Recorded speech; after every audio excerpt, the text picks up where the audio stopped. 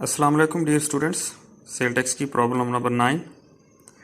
Ahmad Enterprises Limited engage in manufacturing business. तो ये एक प्राइवेट लिमिटेड कंपनी है, इंडिविजुअल नहीं है, और ये मैन्युफैक्चरर है। एज ए मैन्युफैक्चरर वो रजिस्टर्ड है और उसका जो ट्रांजैक्शंस हैं वो क्रेडिट बेसिस के ऊपर हैं, परचेज भी और सेल्स भी। और डाटा जो है वो हमें फॉर द मंथ ऑफ सितंबर का दिया गया 2019 का। सबसे पहले sales to registered person, credit basis हो या कैश हो, जीएसटी तो हमने लेना है। तो इसके ऊपर 17% जीएसटी। नॉन रजिस्टर्ड पर्सन को सेल की है 2.5 लाख की, तो हमने इसके ऊपर जो है वो 20% जीएसटी लेना है। 17% नॉर्मल और 3% फर्दर एंड के ऊपर जाके। Taxable supplies to government department, government department को आपने सप्लाईज की हैं, इसके ऊपर भी जो है वो सेल किया आपने रजिस्टर्ड पर्सन की तरह, इसके ऊपर भी 17% जीएसटी होगा। Supplies made for personal use, और इसमें लिखा हुआ एक्सक्लूसिव ऑफ सेल टैक्स, ये आपको कंफ्यूज करने के लिए एक्सक्लूसिव ऑफ सेल टैक्स लिखा हुआ है। अगर इंक्लूसिव होता तो तब हम फ्रैक्शन फार्मूला लगाते, 17/117 करते और फिर उस अमाउंट को इसमें से माइनस करते, या फिर हमने जो सिंपल वे अडॉप्ट किया था कि हम 17/117 की जगह 100/117 कर देंगे तो हमारी एक्चुअल अमाउंट आ जाएगी।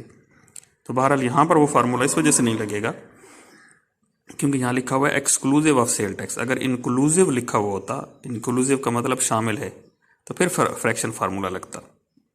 तो यहाँ पर एक्सक्लूसिव लिखा हुआ है तो फ्रैक्शन फार्मूला नहीं लगेगा। एग्जेम्प्ट सप्लाईज एग्जेम्प्टेड में आ जाएंगी, कोई टैक्स नहीं है। जीरो रेटेड पे भी 0% है, कोई जीएसटी नहीं होगा।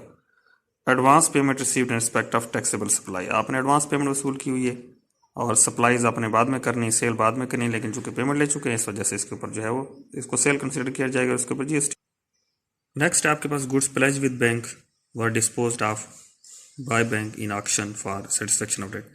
आपने कुछ गुड्स थी गोदाम में पड़ी थी और बैंक को आपने प्लेज कर दी और आपने कर्जा ले लिया, लेकिन कर्जा पे नहीं कर पाए, तो बैंक ने फिर वो नीलामी करके अपना डेट पूरा करने के लिए आपकी चीज़ें बेच दी। लेकिन बैंक ने तो 4 लाख की बेची, लेकिन चीज़ें जो थी वो 4,25,000 उनकी जो है वो सेल प्राइस थी। तो इसका मतलब है हमने जब इसके ऊपर जीएसटी लेना है, क्योंकि सेल आपने नहीं की, बैंक ने की है, लेकिन चीज़ें तो सेल हो गई ना, तो हमने इसकी जो नॉर्मल सेलिंग प्राइस है ना, बैंक ने तो फ़ौरन अपना कर्जा पूरा करने के लिए उसको 4 लाख में सेल कर दिया, लेकिन नॉर्मली ये चीज़ें 4,25,000 में सेल हो सकती थी सेलिंग प्राइस उसकी जो है।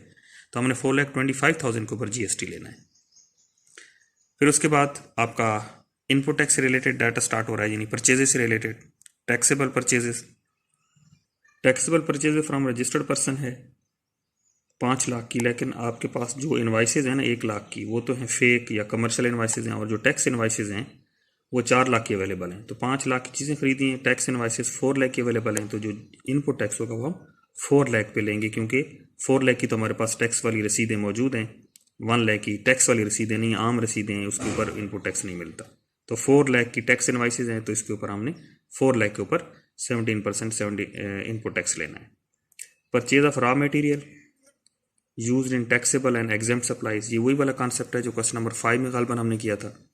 ये रॉ मटेरियल आपने परचेज किया, लेकिन आपने एग्जेम्प्टेड सप्लाईज में भी इस्तेमाल किया और टैक्सेबल में भी इस्तेमाल किया, इस वजह से इसके ऊपर हमने जो है वो अलहदा से इसका इनपुट टैक्स लेना है और इसकी अलहदा से जो है वो फार्मूला लगा के कैलकुलेशन करनी है।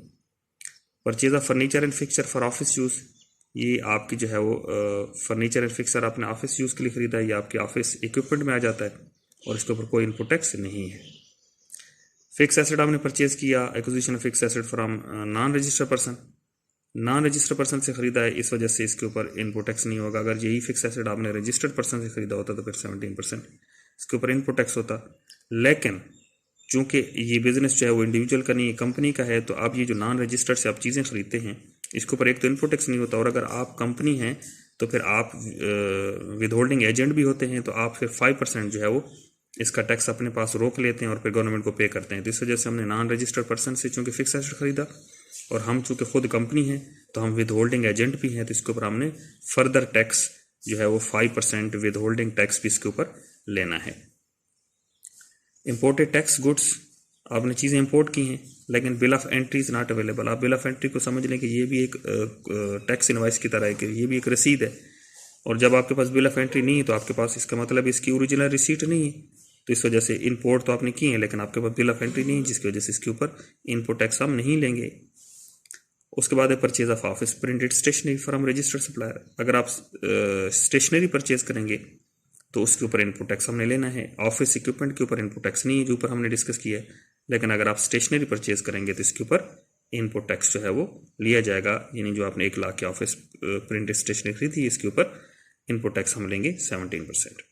आप क्वेश्चन के सोल्यूशन को देखते हैं। सबसे पहले तो आपने हेडिंग देनी है और उसके बाद आउटपुट में रजिस्टर पर्सन को सेल किए क्रेडिट बेसिस, चाहे ये कैश बेसिस होती 35 लाख की, तब भी हमने यहाँ पर मेंशन करनी थी एडवांस पेमेंट। जो बैंक ने आपकी चीज़ें डिस्पोज ऑफ की हैं, जो आपने कर्जे के अगेंस्ट बैंक के पास प्लेज की हुई थी। टैक्सेबल सप्लाईज टू गवर्नमेंट भी इसमें आ गई। Supplies made for personal use, अब पर्सनल यूज़ के लिए सप्लाईज, इसके ऊपर फ्रैक्शन फार्मूला नहीं लगा हुआ क्योंकि एक्सक्लूसिव लिखा हुआ है। अगर इंक्लूसिव होता तो हम फ्रैक्शन फार्मूला लगा के फिर अमाउंट में निकाला में लेके जाते। और नॉन रजिस्टर्ड पर्सन को भी आपने सेल की हैं, तो टोटल आपकी जो आउटपुट है, जो टैक्सेबल आउटपुट है, वो 47,75,000 रुपये की। एग्जेम्प्टेड सप्लाईज हैं 2,80,000 की और जीरो रेटेड सप्लाईज हैं 1,50,000 की। तो टोटल आपकी जो आउटपुट है वो 52,05,000 की। इनपुट टैक्स में taxable purchase from registered person 5 lakh है, लेकिन हमने टैक्स किसके ऊपर लिया? 4 लाख के ऊपर, क्योंकि हमारे पास 4 लाख की टैक्स इनवाइसेज या रसीदें मौजूद थी, 1 लाख की रसीदें नहीं थी, तो इनपुट टैक्स नहीं लिया। ऑफिस प्रिंटेड स्टेशनरी हमने परचेज किए 1 लाख की, उसके ऊपर इनपुट टैक्स हम लेंगे।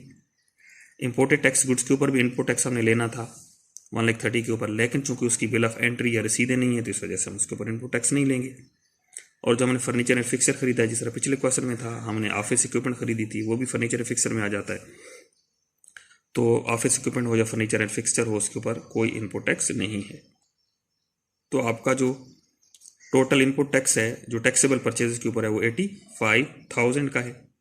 अब आप देख लें कि यहाँ पर जो परचेज ऑफ रॉ मटेरियल है उसके साथ लिखा हुआ था कि ये टैक्सेबल और एग्जाम दोनों में इस्तेमाल हुआ है, तो उस हमने रॉ मटेरियल के ऊपर इनपुट टैक्स हमने अलहदा से कैलकुलेट किया 17%, 25,500 का, और इसका वर्किंग नोट भी अलहदा से देंगे और इस 25,500 को रिड्यूस करेंगे। अब उसके बाद जो है फिक्स एसेट हमने खरीदा है, लेकिन चूंकि वो नॉन रजिस्टर्ड से खरीदा है तो उसके ऊपर इनपुट टैक्स नहीं है 10 लाख का, अदरवाइज हम इसके ऊपर इनपुट टैक्स लेते अगर ये रजिस्टर्ड पर्सन से होता है। लेकिन नॉन रजिस्टर्ड से अगर हमने अपना फिक्स एसेट या कोई भी गुड्स परचेज की हैं तो उसके ऊपर एक तो इनपुट टैक्स नहीं मिलता, उल्टा उसके ऊपर विद होल्डिंग टैक्स होता है। अगर बिजनेस इंडिविजुअल का हो तो तब हम विद होल्डिंग टैक्स नहीं लेते, चूँकि ये बिजनेस एक कंपनी का था तो हमने अब विद होल्डिंग टैक्स भी 10 लाख के ऊपर 5% लेना है। अब इसके बाद अपॉर्चनमेंट है, ये क्वेश्चन का कि एक वर्किंग है जो कि आप अगर इसको स्किप कर देते हैं तो ये करना ज़रूरी नहीं है। ये एक एक्स्ट्रा कैलकुलेशन है, इसमें डिटेल दी गई, तो इसमें आपने अपने आप को कंफ्यूज नहीं करना, आपने अपॉर्चनमेंट को छोड़ देना है और आपने जस्ट जो वर्किंग नोट मैंने आपको बताए हैं वो वाले 2 वर्किंग नोट देने हैं। अब सेल टैक्स लायबिलिटी पे आ जाते हैं। सेल टैक्स लायबिलिटी में सबसे पहले आउटपुट टैक्स है, उसमें आपने ऊपर टैक्सेबल सप्लाईज कैलकुलेट की थी 47,75,000 की, उसके ऊपर 17% हम ले लेंगे। और उसके बाद हमने इनपुट टैक्स कैलकुलेट करना है। यहाँ पर 2 इनपुट टैक्स हैं, एक है 82,411 का और दूसरा है 23,393 का। इसका मतलब ये है कि ये दोनों इनपुट टैक्सेस जो है वो हमने वर्किंग नोट में से लेके आने हैं। तो हम वर्किंग नोट में जाके देखते हैं कि ये दोनों अमाउंट्स कैसे कैलकुलेट हुई। और आपका जो 90% वाली कंडीशन है वो भी पूरी हो रही है, क्योंकि जो आपका आउटपुट टैक्स है 8,11,000, उसका 90% हम लेते हैं तो 7,30,000 आता है। तो हमारे इनपुट टैक्स के अमाउंट उससे काफ़ी कम है, विद इन लिमिट है। इसका मतलब हम इनपुट टैक्स को माइनस कर सकते हैं, ये लिमिट से ज़्यादा नहीं है, लिमिट हमें बता दी गई है 90% लेके। फर्दर टैक्स 3%, क्योंकि नॉन रजिस्टर्ड पर्सन से हमने जो है वो नॉन रजिस्टर्ड पर्सन को हमने सेल की थी, जो हमने नॉन रजिस्टर्ड पर्सन को सेल की थी 2,50,000 की, उसके ऊपर हमने जो है वो 3% एक्स्ट्रा जो है वो जो पर्सन को हमने जो है वो सेल की थी, इसलिए इसके ऊपर 3% हमने फर्दर टैक्स लिया है। और अब हमने इसके ऊपर इसके अलावा हमने जो नॉन रजिस्टर से फिक्स एसेट परचेज किया था 10 लाख का, उसके ऊपर 5% विद होल्डिंग टैक्स भी होगा। हमने जो है वो 5% विद होल्डिंग टैक्स लिया। 10 लाख जो हमने नॉन रजिस्टर से परचेजेस की थी, ना तो इनपुट टैक्स मिला, उल्टा 5% विद होल्डिंग टैक्स भी हमारे ऊपर लग गया और हमने वो पे करना है 42,735 का। इस तरह हमारे सेल टैक्स जो लाइबिलिटी कैलकुलेट हुई, पेएबल विद रिटर्न है सेल टैक्स, वो 7,56,181 रुपीज़ का है। अब आ जाते हैं वर्किंग नोट्स की, तो अब आपके पास 5 वर्किंग नोट्स हैं। आपने इसमें से सिर्फ 2 वर्किंग नोट लेने हैं। सबसे पहले पहला वर्किंग नोट जिसमें आपने 85,000 का इनपुट टैक्स लिया, टैक्सेबल परचेज वाला, उसके ऊपर आपने आउटपुट को डिवाइड किया और टैक्सेबल आउटपुट को मल्टीप्लाई किया। लेकिन ये जो आउटपुट है टोटल आउटपुट नहीं है, ये 49,25,000 की। आपने टोटल आउटपुट में से एग्जेम्प्टेड आउटपुट 2,80,000 वाली माइनस कर दी। यानी आपकी जो टोटल आउटपुट थी, या हमने ऊपर कैलकुलेट की थी, वो थी 52,05,000 की।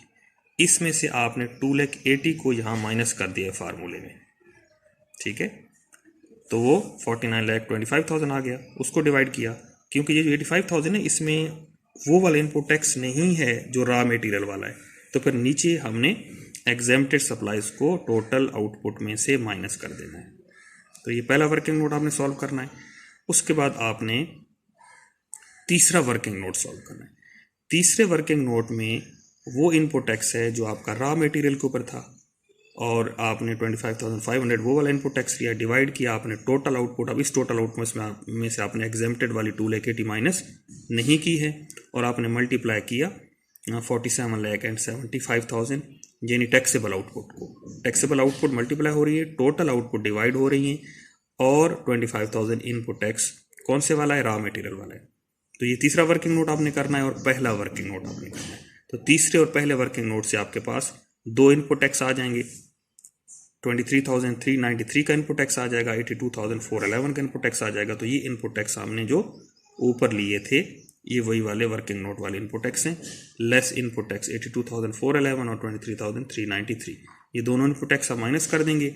फिर 3% हमने जो है वो नॉन रजिस्टर्ड की सेल जो की थी उसका जो है वो टैक्स इसमें ऐड करना है, और इसके बाद हमने इसमें जो विद होल्डिंग टैक्स है 5% वो ऐड करना है। लेकिन विद होल्डिंग टैक्स में आपको थोड़ी सी प्रॉब्लम ये होगी कि जो हमने नॉन रजिस्टर्ड से परचेजेस की थी उसमें जीएसटी ऐड था, तो इस वजह से हमने 1 लाख के ऊपर 117 को डिवाइड किया हुआ है, और 100 से मल्टीप्लाई किया, जो वैल्यू आई उसका 5% लिया, तो वो बना 42,735। इसका मतलब है ये जो 10 लाख है ये असल में जीएसटी ऐड करके है। ज़ाहिर जिससे हमने चीज़ें खरीदी उसने तो हमें जीएसटी ऐड करके दिया, लेकिन वो है नॉन रजिस्टर्ड पर्सन। तो हमने 10 लाख में से उसका जीएसटी अलहदा करके फिर जो वैल्यू आएगी उसका 5% लेना है। तो इसके 2 तरीके हैं। पहला तरीका तो ये कि आप 10 लाख के साथ 17 डिवाइडेड बाई 117 करें, जो वैल्यू आए उसको 10 लाख में से माइनस करें, माइनस करके 10 लाख में से जो वैल्यू आए उसका 5% लें। एक तरीका तो ये है। दूसरा तरीका ये है कि आप 10 लाख के साथ 100 मल्टीप्लाई करके 117 को डिवाइड करें, 17 को 100 की यानी 17 की जगह 100 लिख दें, और 117 उसी तरह डिवाइड हो, तो आपके पास ओरिजिनल वैल्यू आ जाएगी। उसका एट द रेट ऑफ 5% लिखा हो, या आपने 5% उसके साथ मल्टीप्लाई किया, तो फिर आपके पास विद होल्डिंग टैक्स 42,735 रुपीज़ का आ गया। तो इस तरीके से आपने विद होल्डिंग टैक्स जो है वो कैलकुलेट कर लिया, और वर्किंग नोट जो आपके 5 उसमें से जस्ट आपने पहला और तीसरा वर्किंग नोट लिया। बाकी जो वर्किंग नोट है उसमें भी कैलकुलेशन जो है वो भी इतनी अनइम्पॉर्टेंट नहीं है, लेकिन चूंकि हमने ये नहीं देखना होता यहाँ पर कि कितना टैक्स रिफंड हुआ, हमने ये देखना होता है कितना टैक्स पेबल है। ये जो वर्किंग नोट 2 है या वर्किंग नोट आपका 4 है या 5 है, इन तमाम वर्किंग नोट में जो टैक्सेस हैं ये रिफंड हो जाते हैं, ठीक है। यहाँ पर जो हमने टैक्सेस कैलकुलेट किए हुए हैं ये रिफंड वाले हैं। तो ऊपर ये देखें सेल टैक्स पेबल तक आपका क्वेश्चन एक क्लास एंड हो गया। उसके बाद बताया गया कि refund of input tax 0 rated, और एग्जेम्प्टेड के ऊपर जो आपका रिफंड होगा इनपुट टैक्स, वो इनपुट टैक्स जो आपको वापस मिलेगा वो 3,324, और जो आपको सेल टैक्स देना पड़ेगा वो 7,56,181 होगा।